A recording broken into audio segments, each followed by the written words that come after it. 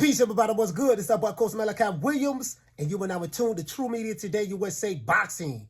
Let's go. For the thousands in attendance and the millions watching around the world, ladies and gentlemen, let's get ready to rumble. All right, everybody, check this out. I did get a chance to watch the fights this past weekend. We back. We will be live today at 3 o'clock. Back to the normal schedule. We back on point. Great vacation. I did see, Jaron Boots Ennis. I did see, I forgot the women that was fighting on the Golden Boy undercard. I did see that fight. That was a good fight. I think the woman that won, I forgot the sister name. And I do watch her a lot. I forgot her name, guys. Please forgive me. I think the person who won the fight, I think the other lady who lost. I think the lady who lost really was supposed to be the winner, but that's neither here nor there. But JoJo Diaz looked pretty good. JoJo having trouble with weight issues. It is what it is, but he did win the fight. So shout out to JoJo Diaz. He really did need this win. I think he was on like a 2-3 fight losing streak, but I'm glad he won this fight. Now, but as it relates to Kid Austin did, he did pretty good. He did a lot better than his last outing. He did pretty good. He landed a lot of power shots. The guy that he fought was really in shape. This guy was in shape. Kid Austin did drop him 3 times, got a nasty cut from a headbutt. It's 15-0 now. We're going to see exactly what nephew does, do from here. We did hear that Bernard Hopkins say that they want to see Kid Austin, who used to spar JoJo Diaz, and JoJo Diaz fight each other. They want to make that fight next, maybe by the end of this year. So we'll see exactly what's going on. Some people say Kid Austin is ready. Some people say he's not ready. Some people say he's still making a lot of mistakes, lunging in, whatever. Some people say he looked real good. He loads up on his shots. That's some of the criticisms that I've been hearing. But I also been hearing that he looked real well. He looked a whole lot better. You can tell he's showing improvement. Shout out to Cameron Davies out there. Shout out to Freeway Ricky Ross, who was at the fight as well. Shout out to Pop Schofield. Floyd's father, Floyd Jr.'s father. So we're going to see what's up, man. Working behind the jab, Ronnie Shields, work behind the jab. And when he worked behind the jab, he's really, really good. What I did like about this fight, he didn't do a lot of switching. He pretty much stayed in his base, open hand stance, so orthodox stance. And he pretty much, worked out of that. I guess, he went southpaw a couple of times, but then he decided to stay in his base. And that's great. So we'll see what's up. Now, as it relates to Jaron Boots Ennis, I call Jaron Boots Ennis Puss in Boots. I like Puss in Boots from Shrek. So we'll see what's up with Puss in Boots. He did pretty good, though. Boots did pretty good. He fought Villa. He did look really good against Villa.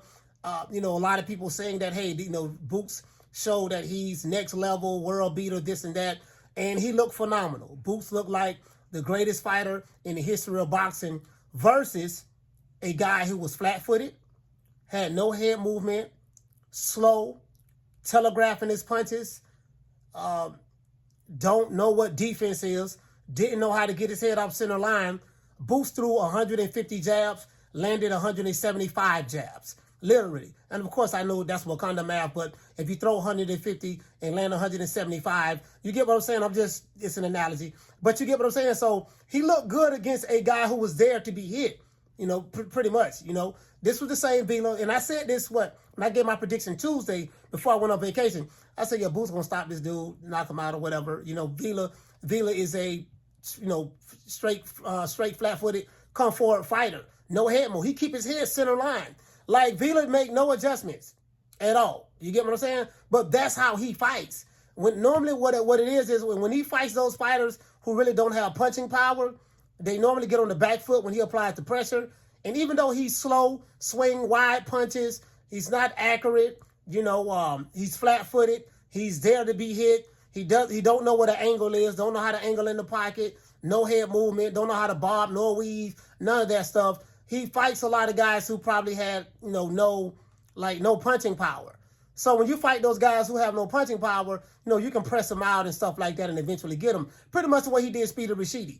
Speedy Rashidi gave out the gas and it showed and he ended up stopping him.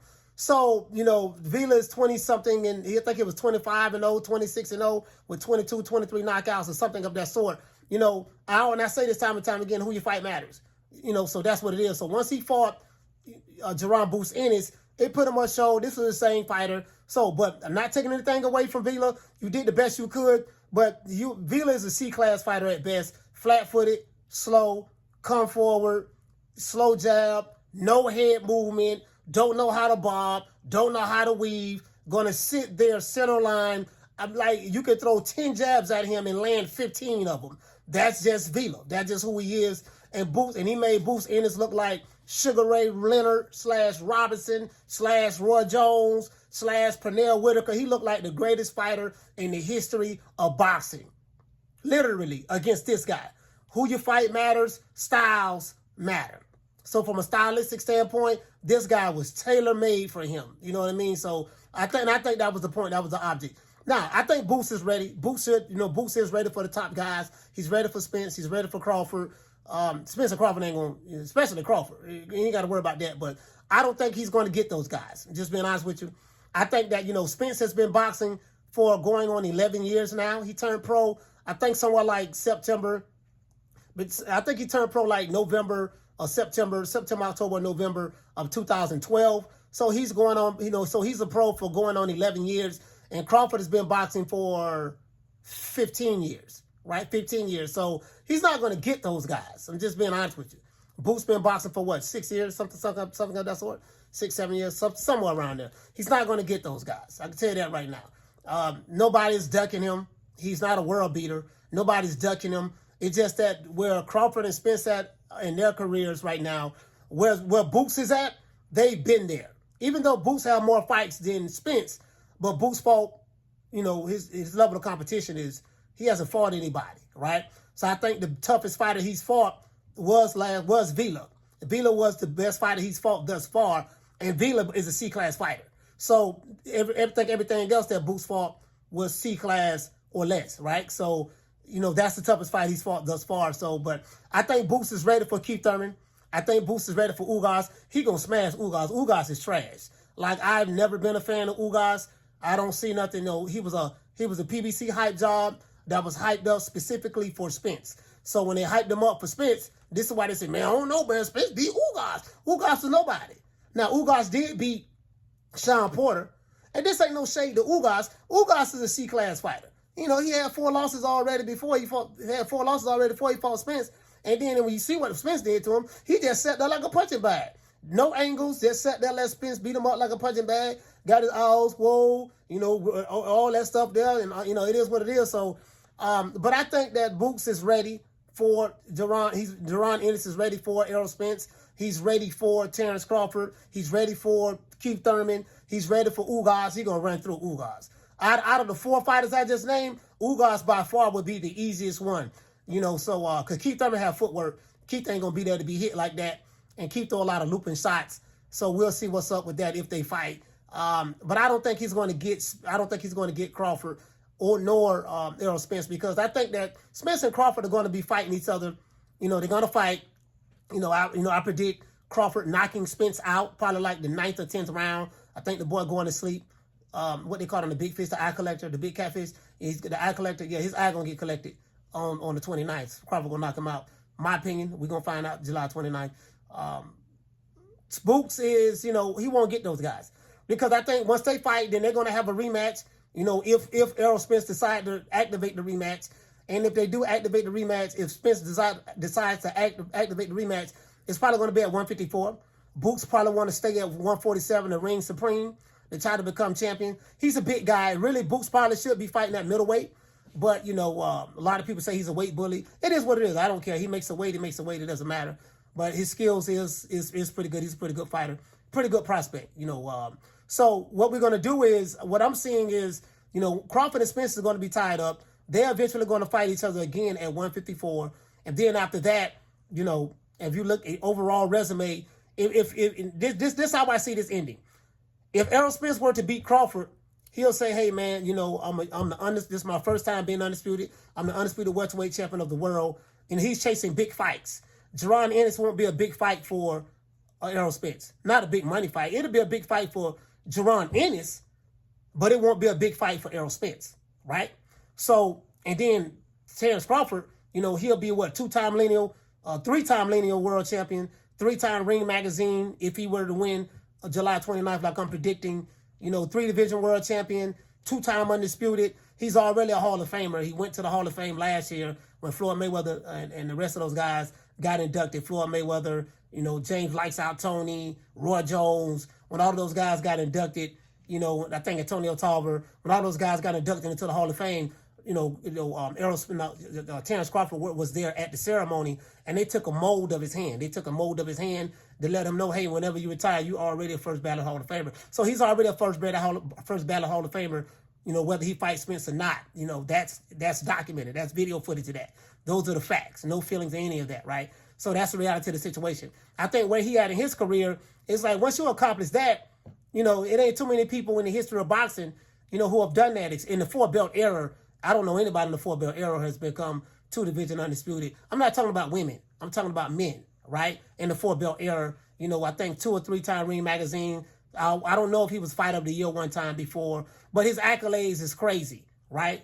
His accolades is crazy. He reminds me of Roy Jones Jr. When they sat back, they used to tell Roy Jones was so good. They used to tell Roy, Larry Merchant, Roy, you beat another guy who we thought you was going to beat.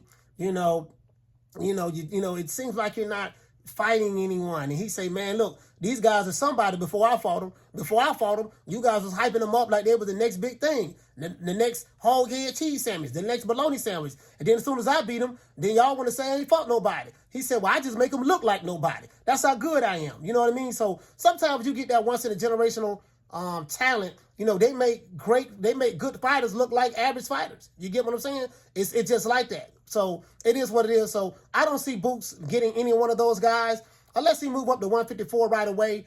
It depends on how his dad moving him. It is what it is. So that's just the way I see it. He's not going to get either one of those guys. He's not going to get Spence nor Crawford. I think those guys have probably been retired by then. Well, not Spence, because Spence been boxing for 10 years, but Crawford has like 15 years.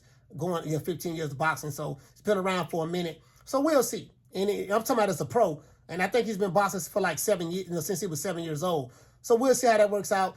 Virgil Ortiz has moved up to 54. So Virgil Ortiz probably stand a better chance of landing the Spence and Crawford fight at 154 more so than Boots. Unless Boots decide to move up to 154, because he's not going to get Spencer Crawford at 147. It ain't going to happen. As Joe Biden would say, it's not going to happen, right? You think I'm going to do something for you niggas? You just vote for me? That's it. But it's not going to happen. That reparation shit, you niggas can forget it. It's not going to happen. That's what Joe Biden said, right, when he was on the election campaign. Said that to Al Sharpton and the rest of the revolutionaries. But anyways, you guys tell me, what do you think? Do you think that I'm right in my assessment? The situation, as it relates to Spence and Crawford, they're going to fight each other, rematch, and more than likely move up to 154. I don't know if they're going to rematch at 147, if there's a rematch. Crawford said he ain't activating no rematch, so he expects to win. But, regardless of what do you think, which side of the fence you on, once they move to 154, Boots is going to have to move up to chase him to fight those guys if that's what he wants to do. But he has to become a champion at 147 first. Once they move up to 154, they're going to drop the belts. The belts are going to be dispersed. And then, Thanos is going to have to go around the multiverse and try to collect all of the Infinity Stones. That's what he's going to have to do. And then we'll see what's up. Virgil Ortiz is up there. Hope everything is okay with Verge. Hope you get the situation figured out. You've been inactive, man. You've been inactive like a mug. Hope your health is okay. We'll see what's happening with that. And Kid Austin did very well. Guys, tell me, what do you think? Please hate, like, share, subscribe. I see you guys later on the day at 3 o'clock Eastern Standard Time. You know my motto. Don't beat me there, beat me there.